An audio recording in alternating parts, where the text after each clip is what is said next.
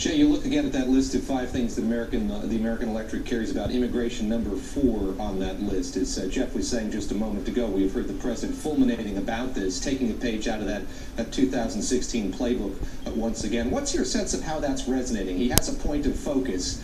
He can train his base on that group of migrants making its way across the border between Guatemala and Mexico, aiming to get to the United States. Is it working as well? Is it working better? Is it working less well here in 2018?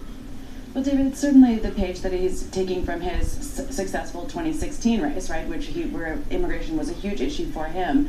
The question, I think, now, though, is that given the family separation, which was hugely controversial and really drove away a lot of those suburban women voters that you're seeing still turning against Republicans in this election, given Latino enthusiasm and really increased enthusiasm, especially in this poll, where you see a lot more Latinos saying they're going to vote, is it having also the inadvertent effect of driving out the other side as well?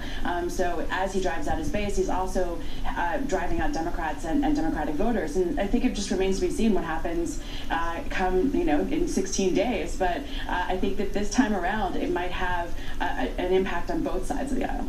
Let's pivot here in the last couple minutes that we have. Geoff, I want to ask you about the INF treaty, to get a little wonky here in the final moments that we have together. This is a nuclear weapons treaty between the U.S. and Russia, rather, and President Trump has not been shy about saying Russia has flouted its commitment to that treaty. Now we learn from the president he plans to back out of it entirely.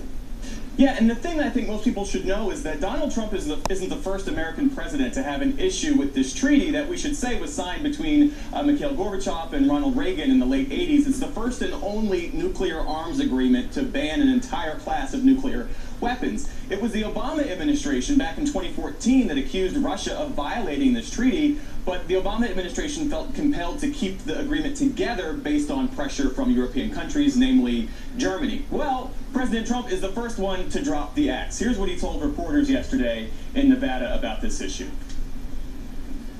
Russia has violated the agreement. They've been violating it for many years, and I don't know why President Obama didn't negotiate or pull out. And we're not going to let them violate a nuclear agreement and go out and do weapons, and we're not allowed to. We're the ones that have stayed in the agreement, and we've honored the agreement, but Russia has not, unfortunately, honored the agreement. So we're going to terminate the agreement. We're going to pull out. So is this one of those things where President Trump is motivated to do something that former President Obama didn't do? Perhaps, we'll see. But we certainly know that John Bolton, the national security advisor, is headed to Moscow this coming week, and he's expected to tell Vladimir Putin what President Trump just said there, that this treaty is no more. David. Josh, want to get your reaction to that move as well, just the degree to which this is a part of a well-thought-out plan, foreign policy position, or something that's a bit impulsive? I think it's probably pretty well thought out by somebody like John Bolton, who's been an opponent of many of these agreements for a long time. And it's important to remember this is part of a broader effort to actually go at China and to paint China as kind of the boogeyman that the U.S. needs to be particularly concerned about. By pulling out of this treaty, the U.S. would have a lot more flexibility in terms of targeting its nuclear weapons at China, which frankly, although it's had nuclear weapons for more than half a century now, is not a country the U.S. nuclear posture has ever really been focused on. And this is part of the Trump administration saying that threat is as big as, or perhaps bigger than any that the U.S. faces from Russia. All right, Josh, Jay, Geoff, thank you very much. Geoff Bennett, Jay Newton-Small, Josh Gerstein joining me this afternoon. And coming up, what really happened with the Saudi government is now admitting